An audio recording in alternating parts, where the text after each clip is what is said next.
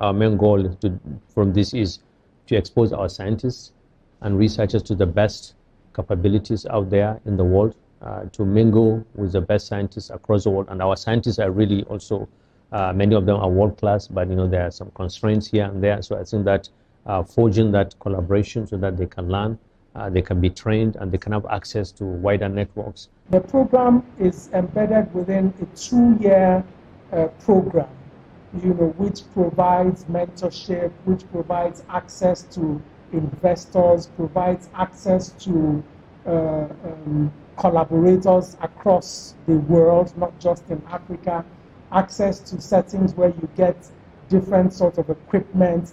I'm really excited.